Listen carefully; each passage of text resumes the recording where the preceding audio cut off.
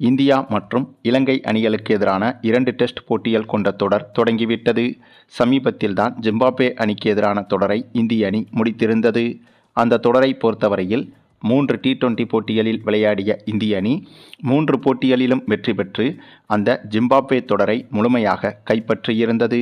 அதனைத் தொடர்ந்து ஜிம்பாப்வே தொடர் முடிந்த கையோடு இலங்கை அணிக்கு எதிரான டெஸ்ட் தொடரில் இந்திய அணி களமிறங்கிவிட்டது. மேலும் டெஸ்ட் தொடர்தானே என்று இந்த ஒரு தொடரை அவ்வளவு எளிதாக கடந்து போக முடியாது. அதற்கு காரணம் ஒவ்வொரு டெஸ்ட் போட்டியின் வெற்றி தோல்வியும் கூட டெஸ்ட் உலகக்கோப்பைக்கான வாய்ப்பை தீர்மானிக்கும். ஆகவே டெஸ்ட் உலகக்கோப்பைக்கான இறுதிப் போட்டிக்குள் இந்திய அணி நுழைய வேண்டுமென்றால் இனிவரும் ஒவ்வொரு டெஸ்ட் போட்டிகளிலும் கட்டாயம் வெற்றி பெற வேண்டியது அவசியம். குறிப்பாக இலங்கை போன்ற பலம் குறைந்த அணிகளுக்கு எதிராக கண்டிப்பாக டெஸ்ட் போட்டிகளில் இந்திய அணி ஒரு தோல்வியை கூட அடையாமல் வெற்றி பெற்றே ஆக வேண்டும். தோல்வியை விடுங்க, ஒரு போட்டி கூட டிராவும் ஆகிவிடக்கூடாது. ஆகவே இந்த இலங்கைக்கு எதிரான 2 டெஸ்ட் போட்டிகளிலும் கட்டாயம் வெற்றி பெற வேண்டிய சூழ்நிலையில் இருந்தது இந்திய அணி. அந்த ஒரு சூழ்நிலையில்தான் இந்த இரு அணிகளுக்கு எதிரான முதல் டெஸ்ட் போட்டி சற்று முன் தொடங்கியது. இந்த போட்டி தொடங்கும் போது பலரும் இது ஒரு 10-11 இருக்கும் போட்டி என்றுதான் நினைத்திருப்பார்கள். ஆனால் இதுதான் சரித்திர கிரிக்கெட் வரலாற்றிலேயே நம்பர் 1 போட்டியாக மாறப்போகிறது என்று அப்போது பலருக்கும் தெரிந்திருக்காது. ஆமாங்க, அதற்கு காரணம் இந்த முதல் போட்டி தொடங்கி முதலில் இந்திய அணி பேட்டிங் செய்ய களமிறங்கியது. அப்படியாக களமிறங்கிய இந்திய அணியில் சூரியவன்சிக்கு இந்த டெஸ்ட் போட்டியில் வாய்ப்பு கொடுக்கப்பட்டிருந்தது. ஏனென்றால் இதற்கு முன்பு T20 தொடரில் சூரியவன்சிக்கு வாய்ப்பு கொடுக்கப்பட்டது. அந்த ஒரு வாய்ப்பை சூரியவன்சி சூப்பராக பயன்படுத்தி T20 போட்டிகளில் இந்திய அணிக்கு தனி ஆளாக நின்று ஒரு சில வெற்றிகளை பெற்றுக் கொடுத்தார். ஆகவே அதன் தொடர்ச்சியாக இந்த டெஸ்ட் தொடரிலும் சூரியவன்சிக்கு வாய்ப்பு கொடுக்கப்பட்டது. அதன் காரணமாக இந்த போட்டி தொடங்கி ஓப்பனிங்கில் சூரியவன்சியும் யாஸ்வி ஜெய்ஸ்வாலும் களமிறங்கினார்கள். இந்த இருவருமே அதிரடியில் மிரட்டியும் எடுத்துவிட்டனர். அதுவும் எதிரில் விளையாடுவது இலங்கை போன்ற பலம் குறைந்த அணி என்பதால் இந்த ஓப்பனிங் பேட்ஸ்மேன்கள் பெரிதாக ஒன்றும் அலட்டிக்கொள்ளவே இல்லை. அதேபோல அனைத்து பந்துகளையும் அதிரடியாக விளையாடி சிக்சர்கள், பவுண்டரிகள் என அடிக்க வேண்டிய கட்டாயமும் இவர்களுக்கு இல்லை. ஆகையால் தேவையான இடத்தில் மட்டும் பெரிய ஷாட்டுகளை அடித்து நிதானமாகவே விளையாடினார்கள். ஆனாலும் கூட சூரியவன்சியை பொறுத்தவரையில் யாஸ்வி ஜெய்ஸ்வாலை விட அதிரடியாகத்தான் விளையாடி வந்தார். இதில் ஆச்சரியம் என்னவென்றால் இந்த முதல் இன்னிங்ஸில் இந்திய அணி ஒரு விக்கெட்டை கூட இழக்காமல் முதல் இன்னிங்ஸில் சரியாக 600 ரன்களை தொட்டபோது டிக்ளேர் செய்வதாக அறிவித்தது. இந்த 600 ரன்களை இந்திய அணி எடுத்திருந்த போது இதில் சூரியவன்சி மட்டுமே 331 ரன்களும் யாஸ்வி ஜெய்ஸ்வால் 260 ரன்களும் எடுத்திருந்தனர். இந்த 2 பேருமே விக்கெட்டை இழக்காமல் விளையாடியிருந்தனர். அதாவது ஓப்பனிங் இறங்கிய ஜோடி ஒரு விக்கெட்டை கூட இழக்காமல் கடைசி வரை விளையாடி அதுவும் ஒரே இன்னிங்ஸிலேயே 600 ரன்களை தொடுவது என்பது மிகப்பெரிய உலக சாதனையாகும். ஆகவே அப்படி ஒரு சாதனையை செய்த இந்திய அணி எந்த ஒரு சாதனையையும் செய்யாதது போலவே இயல்பாகவே இப்படி ஒரு சாதனையை தொட்டிருந்தது. பின்னர் முதல் இன்னிங்ஸில் பேட்டிங் செய்ய களமிறங்கிய இலங்கை அணியை பொறுத்தவரையில் இலங்கை அணிக்கு மிகப்பெரிய அதிர்ச்சி காத்திருந்தது.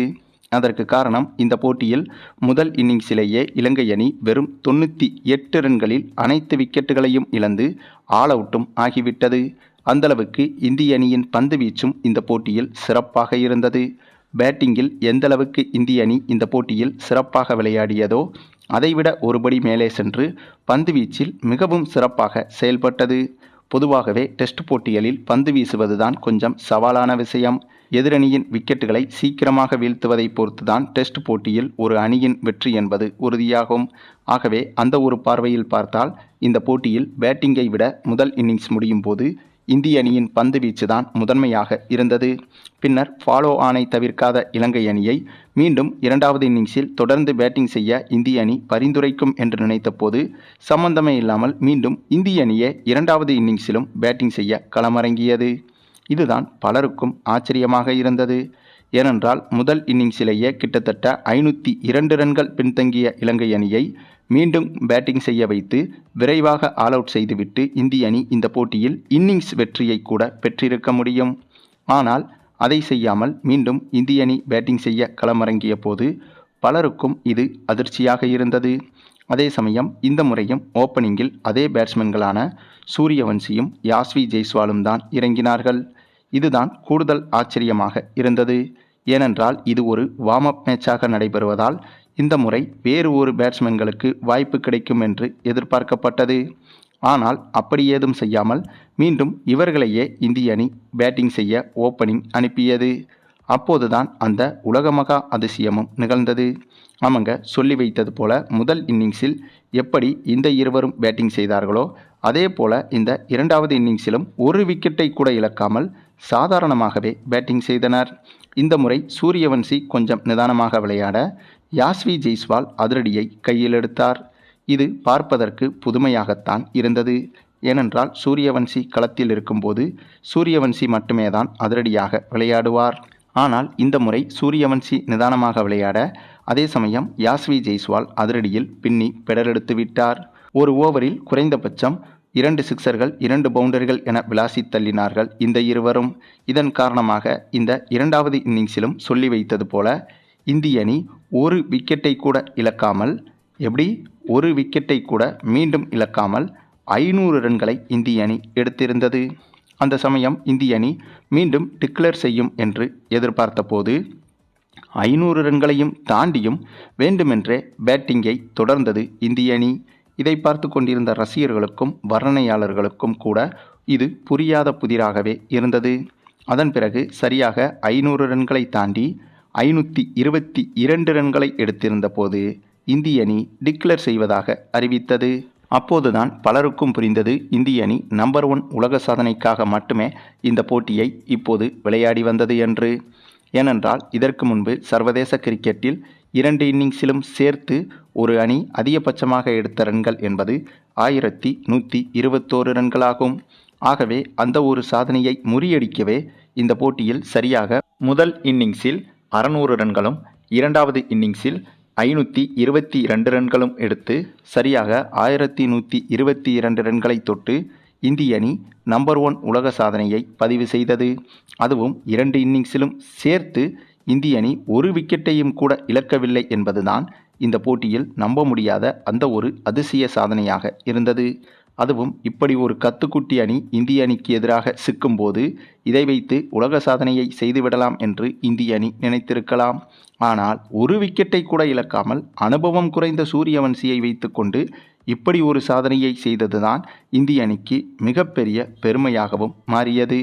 ஆகவே இந்த போட்டியில் எளிதாக வெற்றி பெற்றிருக்க வேண்டிய இந்திய அணி வேண்டுமென்றே 2 இன்னிங்ஸிலும் முழுமையாக பேட்டிங் செய்து நம்பர் 1 உலக சாதனைக்காக விளையாடியிருந்தது. பின்னர் இரண்டாவது இன்னிங்ஸில் 133 ரன்கள் வரை எடுத்திருந்த இலங்கை அணி இரண்டாவது இன்னிங்ஸிலும் ஆல் அவுட் ஆனது. இதனால் கிட்டத்தட்ட 900 ரன்கள் வித்தியாசத்தில் இந்திய அணி இந்த போட்டியில் மிக பிரம்மாண்டமான வெற்றியை பதிவு செய்திருந்தது. இந்த ஒரு சாதனை வெற்றி என்பது ஒட்டுமொத்த கிரிக்கெட் வரலாற்றிலேயே நம்பர் 1 சரித்திர வெற்றியாக மாறிவிட்டது. இதேபோல அதிகாரப்பூர்வ டெஸ்ட் போட்டிகளிலும் இந்திய அணி மிகப்பெரிய பிரம்மாண்ட உலக சாதனை படைத்து வெற்றிகளை குவிக்கப் போகிறது என்பதற்கு இந்த ஒரு போட்டியே உதாரணம். சரி, நீங்கள் சொல்லுங்கள், நம்முடைய சூரியவன்சியின் இந்த ஒரு அபாயகரமான பேட்டிங்கை பற்றியும் இந்திய அணியின் இந்த ஒரு சாதனை வெற்றியை பற்றியும் உங்களுடைய கருத்துக்களையும் கமெண்டில் தெரிவிங்க.